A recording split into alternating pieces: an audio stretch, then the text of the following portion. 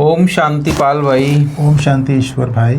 पाल भाई, आज है 11/6/26 और आज विशेष सोनृत्य के लिए ज्ञान चिंतन में आज जो बाबा की शिक्षा है इस पे हम चिंतन करेंगे। और विशेष बाबा ने आज कहा है कि ईश्वरीय मिशन है ये।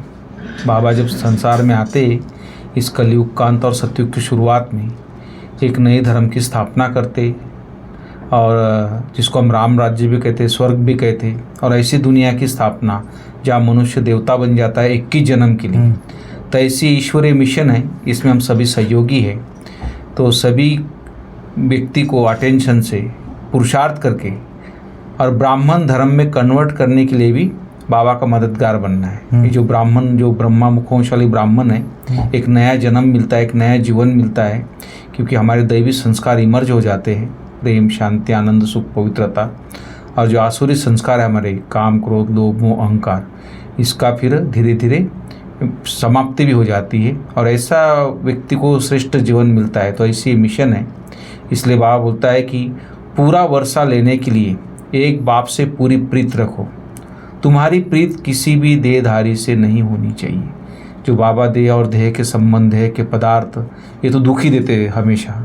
इसलिए बाबा बोलता है इसे दुख देने वाली जो भी चीज़ें हैं इससे उपराम होके जो सुखदाता परमात्मा है, जिसको हम पुकारते हैं, दुख हरता सुख करता, तो इसे सुखदाता परमात्मा को, उससे हमारी प्रीत होनी चाहिए। तो अभी कोई देहधारी से प्रीत नहीं होनी चाहिए। तो थोड़ा आप डिटेल करके बताइए इसका। आज 11 जून 2026 है ईश्वर भाई जी। आज बाबा ने जैसे जो बाबा ने कहा है स्वोन्नति के लिए पॉइंट में जी, मीठे बच्चे पूरा वर्षा लेने के लिए एक बाप से पूरी प्रीत रखो। तुम्हारी प्रीत किसी भी देहधारी से नहीं होनी चाहिए। बिल्कुल। एक इसमें 2-3 बातें हैं। एक तो पूरा वर्षा क्या है, और एक बाप से प्रीत रखनी है जी। दुनिया में तो हर मनुष्य का अलग अलग बाप है, लेकिन वो एक बाप कौन है? और किसी भी देहधारी से तुम्हारी प्रीत क्यों नहीं होनी चाहिए? क्योंकि हम परिवार में रहते हैं आपस में, क्यों नहीं होनी चाहिए वो बाबा आज क्लियर किया है आज के उन सोन्नति के पॉइंट में। बिल्कुल।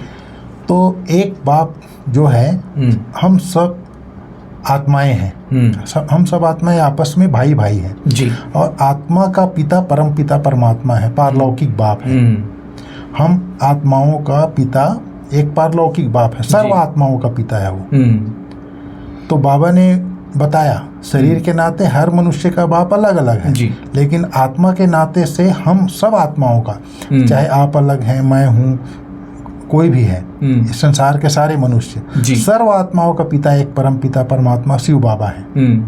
तो वो आकर के अभी जो बाबा जैसे कहते हैं ना शिव जयंती मनाते हैं, लेकिन वो जानते भी नहीं है। शिव जयंती मनाते हैं, शिव बाबा आते हैं तब तो शिव जयंती मनाते हैं। तो वो बाप आकर के ये शिक्षा दे रहे हैं जी।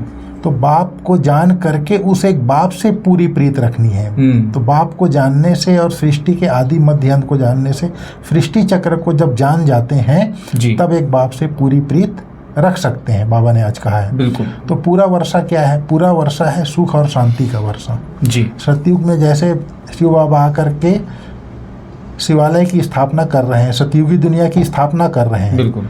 तो शिवालय का वर्षा लेने के लिए शिवालय में क्या होगा? सुख और शांति से भरपूर होंगे, सब आपस में प्रेम से रहेंगे। तो वो चीज अभी हमारे, आज बाबा ने कहा है लक्ष्मी नारायण जैसा बनना है शिवालय में जी। तो वैसा अभी बनना है, बाबा ने कहा वो संस्कार अभी धारण करने हैं जी। बिल्कुल। तो सतयुगी जो हमारे वर्षा है, हमारा वर्षा क्या है अभी जो हम प्रैक्टिकल में जानते हैं, क्योंकि अभी हम त्रिनेत्री, त्रिकालदर्शी, त्रिलोकीनाथ हैं, ज्ञान गुण शक्तियाँ अभी हम वर्षा ले रहे हैं, वही उसका हम प्रारब्ध भोगेंगे वहां पर। बिल्कुल। वो हमारा अभी जो ज्ञान गुण शक्तियां हैं वो हमारा स्वरूप बन जाएगा। बिल्कुल। तो अभी हम ज्ञान गुण शक्तियों का जो वर्षा ले रहे हैं, तो बाबा जो ज्ञान गुण शक्तियों का सागर है, उससे जब हम प्रीत रखेंगे, उससे सच्ची प्रीत रखेंगे, उसके श्रीमत पर चलेंगे, तब हमको उसका पूरा वर्षा मिलता है जी। और उसके बाद बाबा ने कहा तुम्हारी प्रीत किसी भी देहधारी से नहीं होनी चाहिए। भले हम घर गृहस्थ में रहते हैं, गृहस्थ व्यवहार में रहते हैं, पूरा परिवार होता है, पुत्र पुत्री स्त्री सब होते हैं, लेकिन आत्मा के नाते से उनका संबंध रखना है, देह का दैहिक बंधन नहीं रखना है। माना निभाना सब है, पालना सबकी करनी है, लेकिन बुद्धि से परमात्मा से प्रीत होनी चाहिए। हाँ, आत्मिक संबंध के साथ संबंध रखना है जी, दैहिक संबंध नहीं रखना है जी, बिल्कुल। तो जब अगर दैहिक संबंध के हिसाब से मेरा मेरा करते हैं तो हमारा प्यार फिर बट जाएगा। हमारी सच्ची प्रीत एक बाप के साथ नहीं हो सकती। बराबर। इसलिए बाबा ने कहा ये सब आत्माएं हैं, हम सब आत्माएं आत्मा के नाते भाई भाई हैं, लेकिन आपस में एक परिवार में आए हैं तो हम एक दूसरे के सहयोगी हैं। एक दूसरे का सहयोग करना है, एक दूसरे को आगे बढ़ाना है परिवार में। बिल्कुल। लेकिन प्रीत एक उस परम पिता परमात्मा से रखना है तो उससे पूरा वर्षा भी मिलेगा और परिवार में तोड़ भी निभा सकेंगे। इसी देहधारी में हमारी प्रीत भी नहीं जाएगी। बहुत अच्छे से आपने पाल भाई बताया। और आज आप जो बोल रहे कि नई दुनिया की, सत्युगी दुनिया की स्थापना बाबा करा रहे, तो आज क्वेश्चन है कि जो अपने दैवी संप्रदाय के होंगे उनके सामने कौन से अक्षर घूमते रहेंगे। जैसे हम किसी को ज्ञान सुनाते हैं और कोई दैवी संप्रदाय का होगा तो फट से मान लेता है और फट से वो विद्यालय में आके इस ज्ञान को धारण करता है, और जो नहीं होता है फिर वो कितने भी सुनाओ उसको, फिर वो जैसे उल्टे घड़े पे पानी, इस तरह भी होता है। तो दैवी संप्रदाय की थोड़ी बात बाबा बता रहे, तो थोड़ा बताइए। तो बाबा ने कहा दैवी संप्रदाय के जो होंगे उनके सामने जी, उनकी बुद्धि में कौन से अक्षर घूमते जी, रहेंगे। जी, उनको जैसे कोई भी बात आप सुनाएंगे तो उनकी बुद्धि में चिंतन चलता है। जी, चिंतन चलना ही अक्षर घूमना है। जब तुम उन्हें बताएंगे कि शिव बाबा आए हैं और शिव बाबा को आप याद करोगे तो आपके अंदर जो कट चढ़ी हुई है, मैल चढ़ी हुई है, वो विकर्म विनाश होंगे और देवी देवता धर्म की स्थापना होती है। ये दोनों अक्षर, देवी देवता धर्म की स्थापना कैसे होगी? जब आत्मा प्योर बन जाती है तो देवी देवता धर्म की स्थापना हो जाती है। तो यह अक्षर उनकी बुद्धि में घूमता रहेगा, चिंतन करते रहेंगे कैसे देवी देवता धर्म की स्थापना होती है, कैसे हमारे विकर्म विनाश होते हैं। फिर उस पुरुषार्थ में लग जाएगा। उनकी बुद्धि में आएगा हमें देवता बनना है, इसलिए हमारा खान पान शुद्ध होना चाहिए। तो जब ये बात उसकी बुद्धि में टच हो जाएगा, देवी देवता धर्म की जो आत्माएं हैं, देवी संप्रदाय की जो आत्माएं हैं, उनकी बुद्धि को टच होता है, क्योंकि वो उनकी बुद्धि को बाबा दिव्य बना देता है। क्योंकि वो जब दिव्य बुद्धि के द्वारा ही बाप को पहचान सकते हैं, और दिव्य बुद्धि बाबा देता है, आते ही दिव्य बुद्धि का वरदान देता है, जिससे शिव बाबा को हम पहचानते हैं अभी बुद्धि के द्वारा। हाँ, यही सर्वात्माओं का पिता है। तो फिर उसको याद करते हैं तो फिर उसका विकर्म विनाश हो जाता है। बिल्कुल जी। आज गीत भी बहुत अच्छा है पाल भाई कि भोलेनाथ से निराला और कोई नहीं, बिगड़ी बनाने वाला और कोई नहीं। ये दुनिया जो बिगड़ी हुई है जी, भक्तों का रखवाला कोई नहीं। बहुत अच्छे शब्द है। बाबा ने आज बहुत बातें कही हैं। भारत में कोई एरोप्लेन वगैरह नहीं बेचते हैं, ये सब चीज़ें बाहर से आई हुई हैं, लेकिन ये सब चीज़ें जो खरीद रहे हैं उसको जरूर काम में लाएंगे, फेंकने के लिए थोड़ी बने बाबा बोलता है। अभी तो बनना शुरू भी हो गया इंडिया में, उस टाइम नहीं था। हाँ, अभी तो बनना चालू हो गया जी। फिर बाबा ने कहा है हम पूज्य से पुजारी बन माथा टेकते हैं। सतयुग में हम पूज्य थे जी, फिर पूज्य से पुजारी बन माथा टेकते हैं, द्वापर से हम पुजारी बन जाते हैं, अंत में फिर सभी व्याभिचारी बन जाते हैं। एक होती है अव्याभिचारी भक्ति, जब भक्ति शुरू होती है तो सिर्फ एक शिव की पूजा होती है, लेकिन बाद में सब देहधारी की पूजा करते हैं। बाबा कहते हैं व्याभिचारी क्यों है? यह शरीर 5 तत्वों का बना है, अगर उसकी कोई बैठ पूजा करता है तो उसको कहा जाता है व्याभिचारी। बिल्कुल। हाँ, बाप आते हैं सब भूतों से छुड़ाने, अपने साथ योग लगाए देवी देवता बनाते हैं। गुरु नानक ने भी महिमा गाई है, परम पिता परमात्मा ने मनुष्य को देवता बनाया, मनुष्य से देवता किए करत न लागी वार। वार माना समय नहीं लगता, वही पतितों को पावन बनाने वाला है शिव बाबा। तो इस तरह से आज बाबा ने मुख्य रूप से वर्षा के लिए और इन सब पॉइंट के लिए। जी पाल भाई, बहुत अच्छी बातें बाबा ने आज बताई कि जो नई दुनिया की स्थापना होनी है तो उसके लिए क्या किन किन बातों का अटेंशन देना है और किस तरह सबको बाबा का परिचय देना है और किस तरह सेवाएं भी करनी है। और ख़ास बाबा ने कहा कि ब्राह्मण से देवता बनने के लिए जो भी छीछी आदतें हैं उन सब को छोड़ना है। तब छीछी आदतें सब जानते लोग खुद ही, तो ये छीछी आदतें सब छोड़ना है। शूद्रों को ब्राह्मण धर्म में कन्वर्ट कर देवता बनने के लिए ईश्वरीय मिशन के कार्य में सहयोगी बनना है। और जैसे दुनिया में लोग बाबा के कनेक्ट में नहीं आते, उससे पहले उनका जीवन जो होता है शराब सिगरेट आदि सब कुछ आदतें होती हैं, तो ये सब बाबा होता है, ये सब गंदी आदतें अभी निकाल देनी है। जब ज्ञान मिलता तो अपने आप निकल भी जाती हो, अपने आप छूट जाती है, क्योंकि अच्छा और बुरे का व्यक्ति समझ लेता है।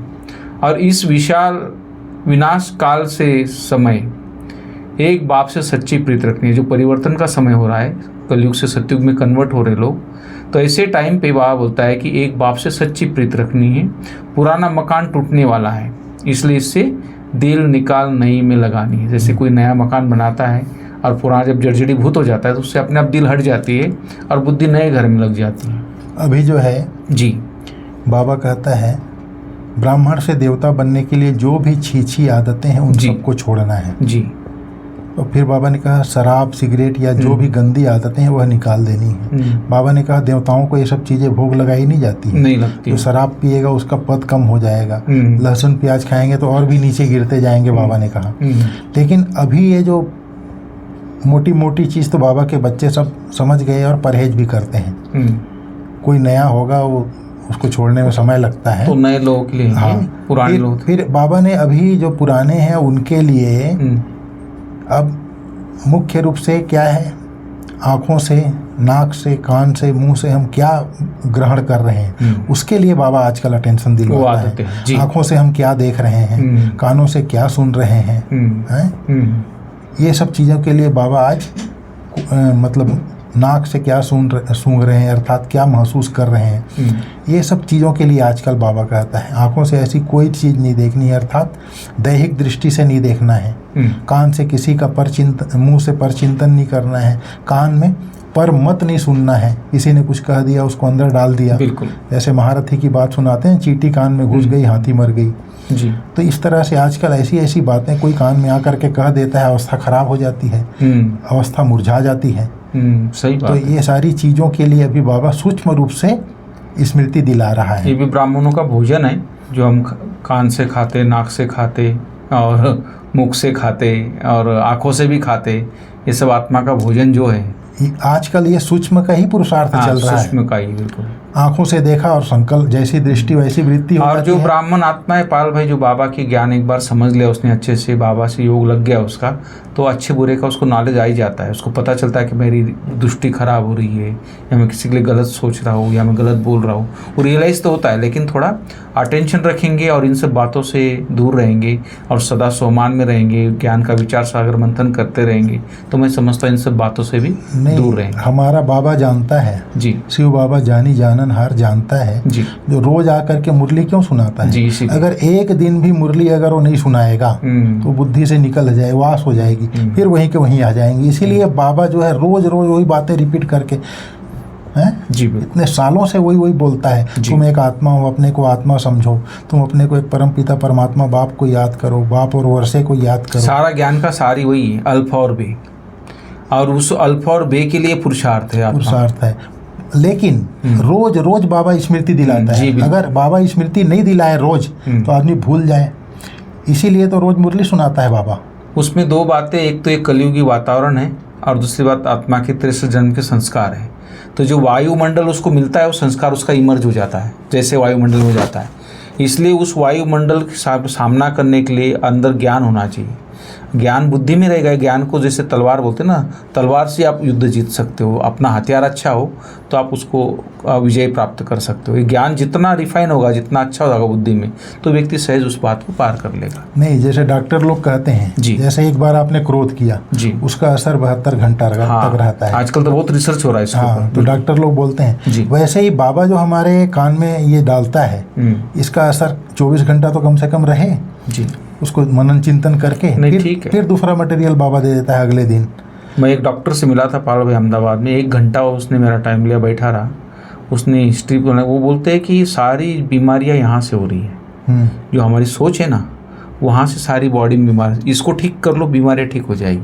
आजकल जो बीमारियों का कारण इतने सारे बीमारियाँ बढ़ रही है, मनुष्य आत्मा बहुत टेंशन में है, भय में है, चिंता में है, जल्दबाजी में है, बहुत प्रेशर में है, तो इसके कारण बीमारियाँ बहुत सारी हो रही है। और जब व्यक्ति को बाबा का ज्ञान मिल जाता है तो रिलैक्सेशन आ जाता है, भगवान से याद में उसका माइंड फ्रेश हो जाता है, तो टेंशन, ये सब बीमारियाँ भी कम हो जाती हैं।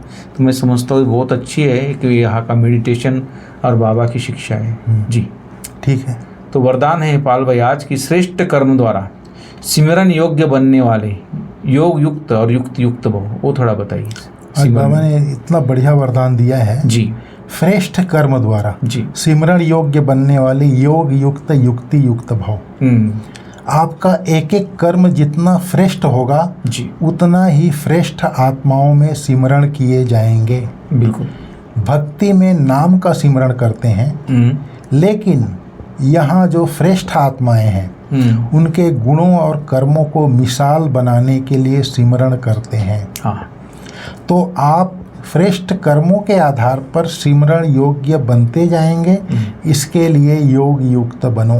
बिल्कुल। योग युक्त बनने से हर संकल्प शब्द व कर्म युक्ति युक्त अवश्य होगा। बिल्कुल। योग युक्त बनेंगे तब हर संकल्प हर शब्द अर्थात बोल व कर्म युक्ति युक्त अवश्य होगा।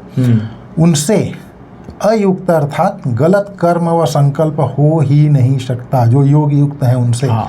यह भी कनेक्शन है, यह भी उसके साथ संबंध है योग युक्त के साथ। तो बाबा ने जैसे कहा यहाँ जो श्रेष्ठ आत्माएं हैं उनके गुणों और कर्मों को मिसाल बनाने के लिए सिमरण करते हैं। जैसे ब्रह्मा बाबा है जी, हमारी जगदम्बा सरस्वती है, मम्मा है, अभी मम्मा का मास चल रहा है। तो ये जो श्रेष्ठ आत्माएं हमारे यज्ञ के हो करके गई हैं उनको गुणों और कर्मों को हम आज मिसाल अर्थात उदाहरण देने के लिए आज याद करते हैं हम। जैसे मम्मा ने क्या क्या किया।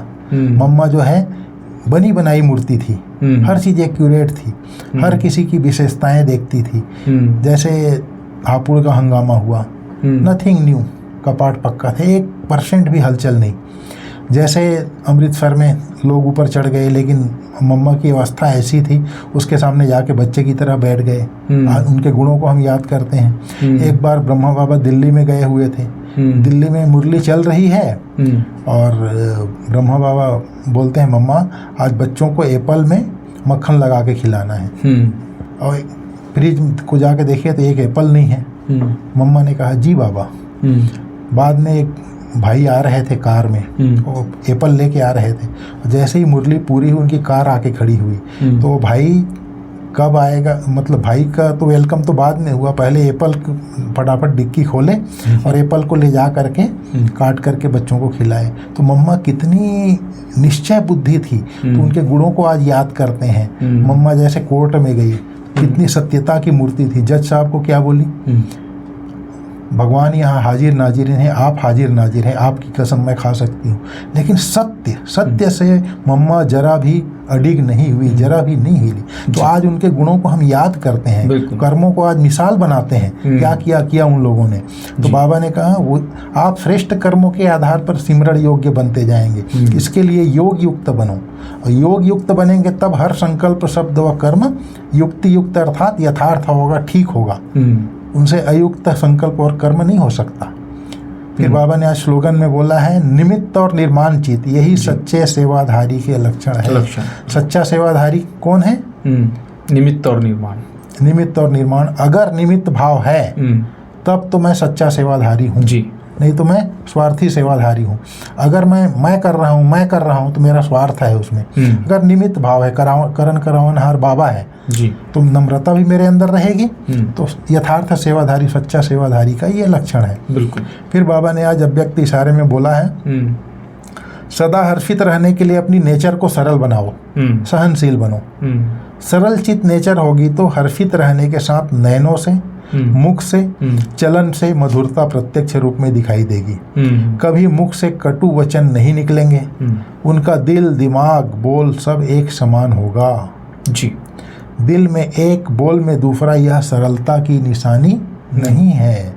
सरल स्वभाव वाले सदा निर्माणचित, निरहंकारी और निस्वार्थी होते हैं। बिल्कुल। तो इस तरह से बाबा ने आज बहुत गूढ़ मुरली सुनाई है। एक से प्रीत रखना है जी, और बुद्धि में घुमाते रहना है। बिल्कुल।